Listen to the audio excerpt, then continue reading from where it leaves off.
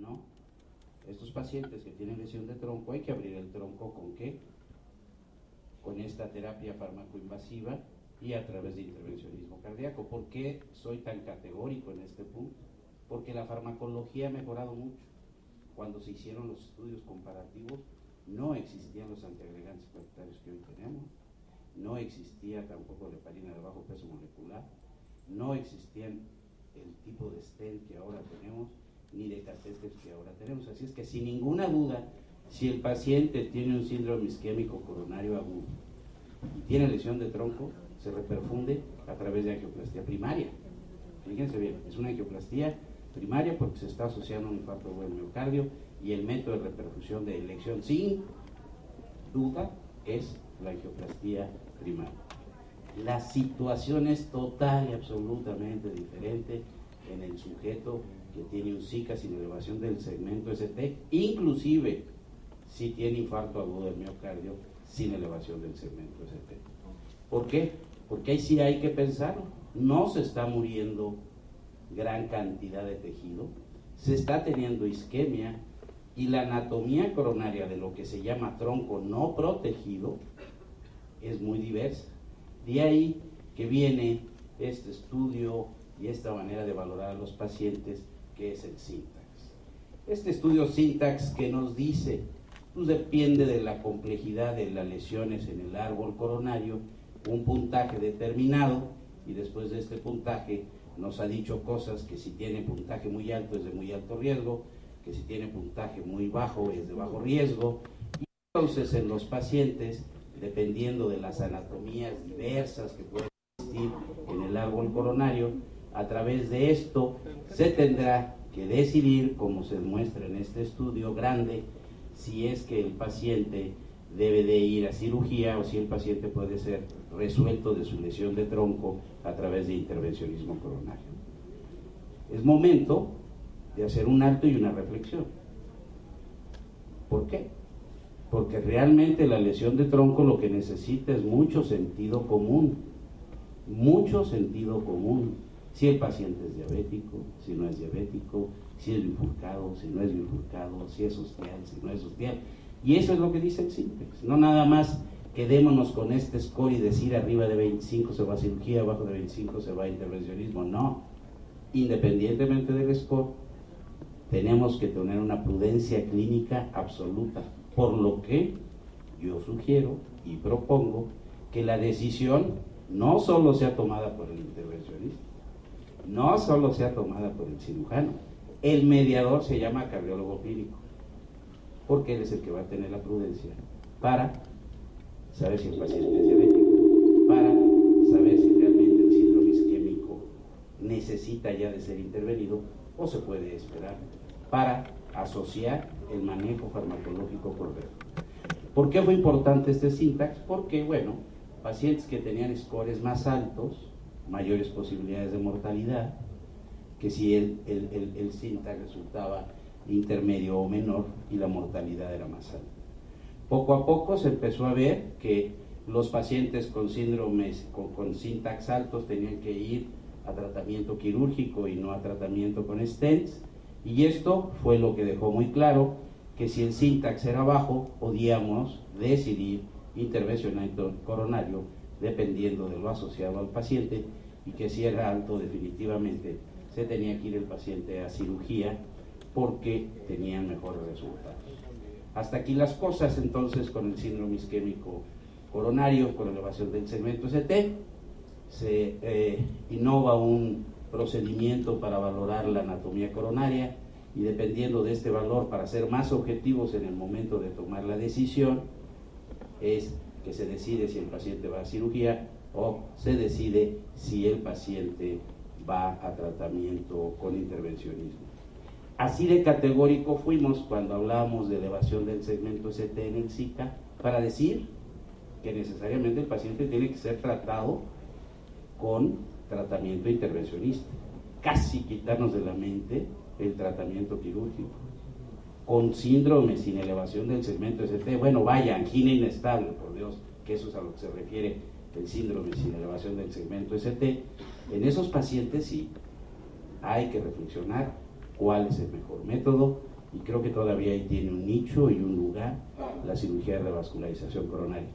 ¿Qué pasa con nosotros? Vamos a analizar brevemente prácticamente 150 pacientes tratados en el Instituto por lesión de tronco, 50 por intervencionismo y 100 en el departamento de cirugía.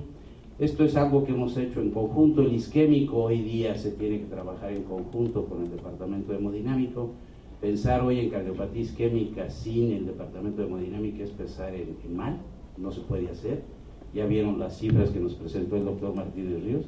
Finalmente, los pacientes infartados, ya no seguimos ese viejo esquema de Brangwall, con el cual nosotros nunca estuvimos de acuerdo en demostrar isquemia para llevarlos a una sala de hemodinámica. Afortunadamente los estudios europeos nos dieron la razón 10 años después, pero nosotros así pensamos desde hace muchos años. Todo paciente infartado ya tuvo una de las peores manifestaciones de la cardiopatía isquémica. La otra es muerte súbita o angina posinfarto, que en la clasificación de Brangwall pues los pone en una situación delicada de mortalidad. Así pues, nosotros aquí tenemos que predomina el sexo masculino. Ahí están los factores de riesgo, algo que nosotros determinamos después de un registro muy grande que es el RENACICA, es que la población mexicana es muy diabética y que tiene mucha hipertensión arterial. Ahí está el tipo de síndromes que nosotros analizamos en este pequeño grupo, la manera de que se hizo la angioplastía, si urgente o electiva, el tipo de flujo siempre fue adecuado, o sea, la angioplastía fue exitosa. Y en este primer corte de este número de pacientes, que son 50, un poquito más, nuestra mortalidad con intervencionismo es de cerca de un 11%. Esta diapositiva me la prestó el doctor Barragán. ¿Por qué? Porque él se preocupa que el cardiólogo intervencionista ya está cerca y en una de esas también les van a quitar la indicación que yo quiero dejar como clara en relación al cirujano. ¿Por qué? Porque los resultados de los diferentes estudios las empatan y ya no es como antes que decían la cirugía, el intervencionismo en el tronco está contraindicado. Ya vieron ustedes las cifras del SINTAX, pero otra vez más el sentido común. Hay que ver qué es lo que estamos tratando y qué tipo de lesión de tronco tenemos. Aquí están los resultados del doctor Rodolfo Barragán y su equipo. La edad media que ellos tratan, pues que tratamos son 63 años, nuevamente 44 pacientes diabéticos, y aquí estuvieron las fracciones de expulsión con las que estos pacientes fueron sometidos a cirugía de revascularización, los tipos de lesiones de tronco que ellos enfrentaron, que los cirujanos, y vean que esto es muy importante. La mayoría de sus pacientes no era tronco aislado. La aterosclerosis es muy difícil que solo se quede en el tronco, la aterosclerosis coronaria. Y bueno, ellos tuvieron un 6% de mortalidad, tienen muy buenos resultados en la lesión de tronco y sobre todo cuando existía disfunción ventricular.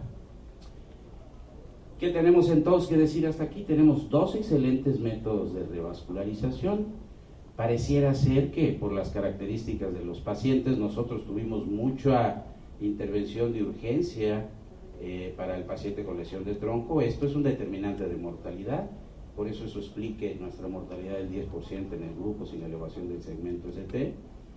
Siempre por selección natural, el paciente que va a cirugía es un paciente que está menos grave en el contexto de su síndrome isquémico coronario agudo y nos da tiempo de estabilizarlo y finalmente llevarlo a cirugía. Lesión de tronco en un síndrome isquémico con elevación del segmento ST.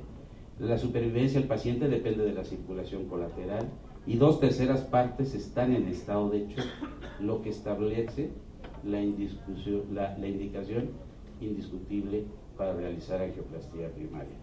A mí me queda muy claro que si llega un paciente con un infarto de miocardio en la cara anterior, hacemos el disparo y el tronco está subocluido, de ninguna manera me voy a distraer en presentárselo al cirujano, sino de inmediato se reperfunde para sacarlo del estado de choque y mejorar la sobrevida de ese paciente.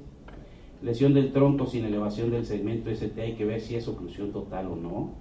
Hay una obstrucción luminal crítica y qué flujo epicárdico en el sistema izquierdo. Si yo estoy enfrente de un paciente que llega con un síndrome isquémico coronario agudo con depresión del segmento ST de más de 2 milímetros en toda la cara anterior, El sujeto tiene 70 años de edad o 75 años de edad, 90, 60 de presión arterial, 110 de frecuencia cardíaca, todavía no está en estado de choque. Encuentro lesión de tronco y un flujo TIMI sobre la descendente anterior menor de 2, sin ninguna duda tendría el mismo razonamiento que si ese paciente tuviera elevación del segmento ST y le haría una angioplastía primaria.